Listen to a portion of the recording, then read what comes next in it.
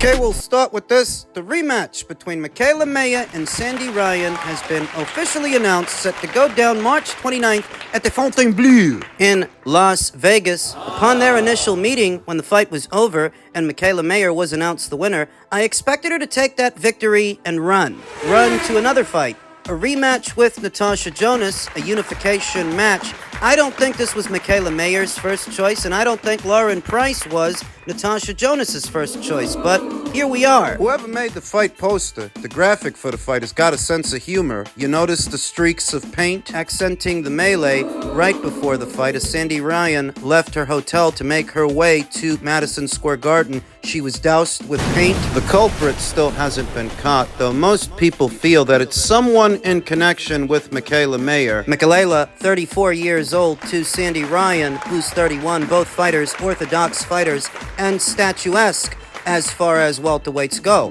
Mikaela Mayer being the far more experienced fighter of the two with that many more professional fights, more than young Sandy Ryan. Mikaela's got 22 professional bouts to Sandy Ryan's 10. More than 2 times as many fights. And I don't expect the second fight between them to go any differently than the first one did. I expect Mikaela Mayer to retain the WBO title. Rematches are often won by the fighter who can change, the fighter who can make adjustments, and I feel like that's Mikaela Mayer more than Sandy Ryan, more capable to take something away from the first fight, whatever she learned, whatever she experienced, and apply that to the second fight to make for an easier night. Whereas Sandy, the most I expect from Sandy is to fight a more aggressive version of the fight that she fought the first time out. Sandy is the naturally bigger woman. She's not a smaller fighter who moved up in weight. Bigger puncher, and you saw that in their initial meeting, that whenever Sandy Ryan did get through with a clean punch, there was a lot on it. Though I think Mikaela is a little faster, just a little quicker to the draw, a little quicker to pull the trigger, and I expect that she will win the second fight in similar fashion to how she won the first one. Bit of combinations on the inside, movement and straight punches, counters from the outside. I expect Mikaela Mayer to win the rematch. On the undercard,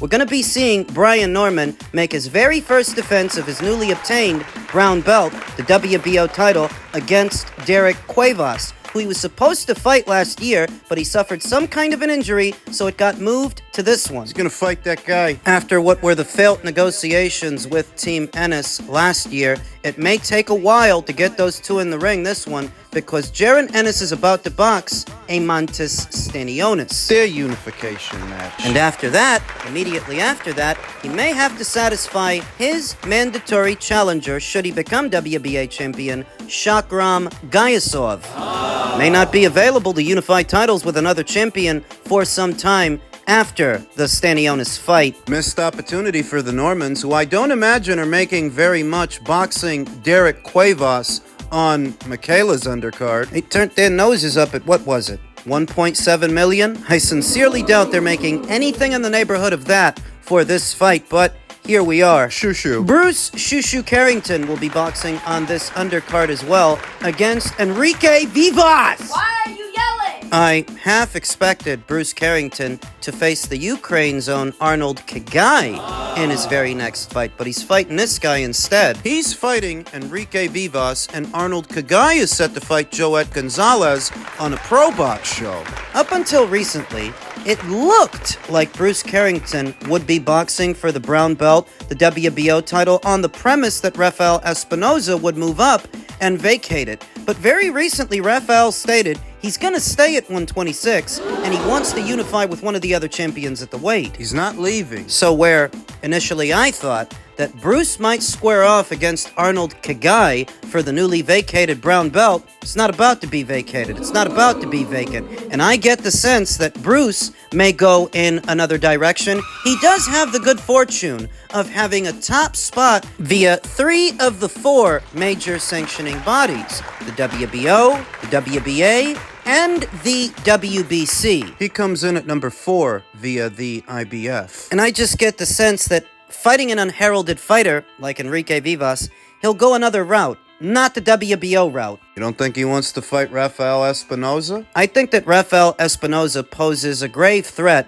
to anyone at 126 pounds, Bruce Carrington included, and there are easier ways to get a title than having to go through him. I don't expect him to. Maybe he'll face the winner of Angelo Leo versus Tomoki Kamita for the IBF. Maybe he'll go up the WBA route and pursue a Nick Ball fight. Or maybe he'll go up the WBC route and target the winner of Figueroa versus Fulton 2, set to go down this weekend. But I don't get the sense he's going to go to WBO route. I don't get the sense he wants to have to go through Rafael Espinoza. We'll see, because he's fighting this guy that isn't ranked by anybody, and I would have expected that he'd be fighting an eliminator of some kind by now. This being billed as a 10-rounder, don't get the sense that's what this is. In any event, he'll be boxing on the undercard of Mayer versus Ryan 2 against Enrique Vivas, and you can make of that what you will. Men's super middleweight news: Y12 wins the bid to stage the fight between Kevin Lele Sajo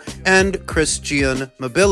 We've known for some weeks now that these two were in negotiations for a fight, an IBF final eliminator. But they must not have been able to reach a deal, as the fight ended up going to a purse bid. French Y12 Promotions, headed by Johan Zowie, won purse bids for the right to stage the IBF eliminator between Kevin Lele Sajo, 24-0, and Christian Mbilli, 28-0. Y12 bid $878,000 while the Canadian-based Eye of the Tiger management finished at second best with an offer of $776,000. Y12 plans to stage the fight in Paris in May. The winner will become the mandatory challenger for IBF champion William Scull. Johan Zowie, Sadjo's promoter, stated, "It will be in May in Paris. We need a venue with at least 15,000 seats. DAZN, who I really think was behind me, they told me, if you win the auction, this is what we offer you." So it would seem that Sajo will have home field advantage,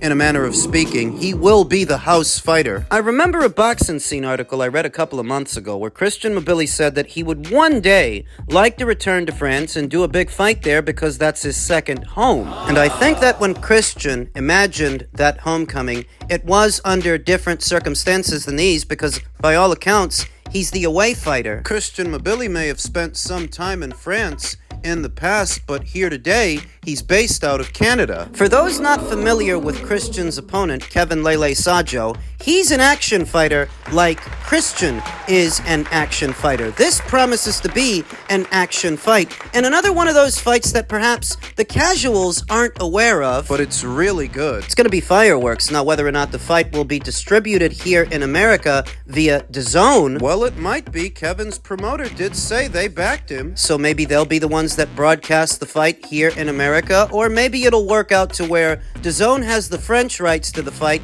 and some other territories, but ESPN has the US rights to the fight. We'll see. We'll get those answers. What's interesting, if Christian Mbilli is committed to fighting Kevin Lele Sajo in May, that takes him out of the running for a Canelo Alvarez fight. Very recently, Eddie Reynoso, Canelo's longtime trainer and manager, mentioned Christian Mbilli as a potential opponent option for Canelo Alvarez in May. But this fight with Kevin is supposed to go down in May. Now, obviously, fighting Canelo in May pays better than fighting Kevin Lele Sajo in May. But Team Mbilli might go ahead with the Sajo fight in the absence of concrete answers from Team Canelo, because Christian wasn't the only guy they mentioned. They also mentioned newly crowned IBF champion William Scull. He's another potential opponent option for Canelo. William Scull, who very recently uploaded a video message via his social media, not to Canelo Alvarez, to Edgar Berlanga. Very recently, Edgar Berlanga stated, "I want that IBF title so bad, World Champion 2025, I'm going to effing sleep William Scull." William Scull has since responded to Edgar Berlanga with this video message. Mira lo que te decía, porque esta es la única vez que te voy a mandar un mensaje y te voy a responder, porque no caigo en esta cosa. Si tú quieres hacer una gran pelea, hay una oferta a mi empresa y nosotros vamos a hablar de negocio para hacer la pelea. Tú no eres nadie y nunca lo has sido. Tú siempre has sido inflado y yo te voy a desinflar. Así que hay una buena oferta y vamos a pelear. Los puertorriqueños no hablan tanto, los puertorriqueños demuestran. No hables tanto y vamos a pelear. What makes for another situation that is time sensitive, because where Edgar's talking about fighting William Scull in his next fight, so is Eddie Reynoso. So is Team Canelo. That means that 2 out of the 3 guys that they mentioned as potential opponent options for Canelo in may have other engagements. And if Team Canelo don't move fast, these guys might go through with those engagements. That if what Team Canelo wants is a Mbilli fight, you better hurry up. Or if what you want is a William Scull fight, same deal. You gotta move now. Because if you don't, you're gonna get stuck with Jermall Charlo. That's the other guy they mentioned as a potential opponent option for Canelo Alvarez, Jermall Charlo, and I don't think anybody wants to see that. Do you think the IBF would even let Edgar challenge for the red belt? He's still coming off a loss. The loss in September, the Canelo Alvarez. I wonder, because he's coming off of that loss, would the IBF even sanction that fight? Not sure. Edgar Berlanga is rumored to be making his ring return sometime in March in either New York City or Puerto Rico. If what this guy's talking about is fighting William Scull next, it's not exactly a rebound fight now, is it? It's not a tune-up. Not if you go from fighting one champion in Canelo Alvarez to fighting another one in William Scull. Assuming that's who he's trying to fight next. Would have sooner expected him to fight Trevor McCumbee or somebody like that. I remember a blurb about him potentially facing Trevor McCumbee in his next fight. Gabe Rosado, too. I remember a blurb about that. Those 2 opponents make a lot more sense for Edgar. They make a lot more sense for a guy who's coming off a loss, but we'll see. And finally, in men's super middleweight news, ahead of this weekend's mega match, David Morell Jr. exudes quiet confidence in the hours before David Benavidez' bout. Las Vegas, the hardest work is over. All that remains for David Morell Jr. before his Saturday pay-per-view main event versus fellow unbeaten light heavyweight David Benavidez is the pageantry of a workout, a face-off, and a weigh-in. On Wednesday, as Cuba's Morell, 11-0 with 9 KOs, strode through the MGM Grand with only a sparse entourage. He envisioned how this will all change. Should he execute the fight plan, he is convinced will topple the Mexican monster, considered the sport's most avoided man. Considered by who? Who wrote this article? Lance Pugmire. Lance is laying it on pretty thick. This is my opportunity to teach everyone who the real bogeyman of the light heavyweight division is. Morell told Boxing Scene as he headed towards his public workout. At just 27, Morell would gain not only a massive boost of popularity by knocking off Benavidez, but also elevate to become an under 30 force and close to within 1 additional victory of becoming undisputed light heavyweight champion. The winner of Saturday's fight has been promised a shot at the winner of the February 22nd undisputed light heavyweight title fight between unbeaten champion Artur Beterbiev of Russia and countryman and former champion Dmitry Bivol. It is a great opportunity for me and the people of Cuba as well, Morell said. After this fight, if I get a knockout, it opens the door for the Cuban people. I feel great. My team, my coach, have supported me and they're telling me, you've got this. When my team says that, I know I've got this. I feel grateful for this opportunity. Morell's promoter, Luis de Cuba Sr., elaborated on the positive vibes in no uncertain terms. We're ready to fight. We're gonna knock this motherfucker out. I'm telling you, Cuevas said.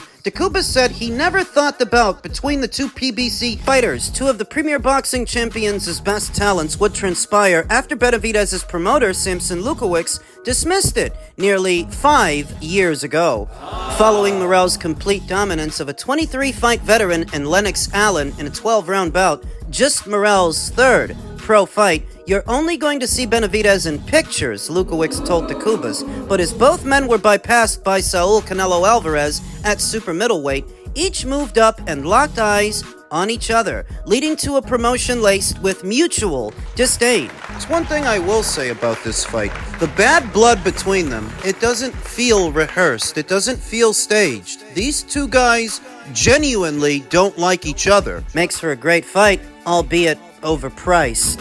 While David Benavidez boasts hellacious, relentless power. Oh, stop it. Caleb Plant went the distance with him. And Vojdik, who's in his late 30s. Who is Lance Pugmire trying a kid? Come on. David Morell is a Cuban-educated pugilist blessed with creative and destructive skills. It's what I've been looking for, Cuevas said. He's ready. I was in camp with him. He sparred with the best guys possible. He's ready to kick ass. It's very important for him to win. He is going to win. Great sparring, like Roberto Duran, Wilfredo Gomez, Joel Casamayor, always told me, sparring and running. Everything else is bullshit. I can't see Benavidez going the distance with him. If he does, he has a great chin, and I'll truly respect him. Morell knows the expectation is Benavidez will impose his will on him. There's always going to be opinions from everybody, Morell said. I have my opinion too. He wants to prove the naysayers wrong. I'm pretty sure the bookies have David Benavidez as the favorite going in. I myself have David Benavidez winning the fight, even though I'm not high on him. And I've been over why a good number of times already, so I won't repeat myself. But what if David Morell wins? What if he proves us all wrong, and he knocks out David Benavidez?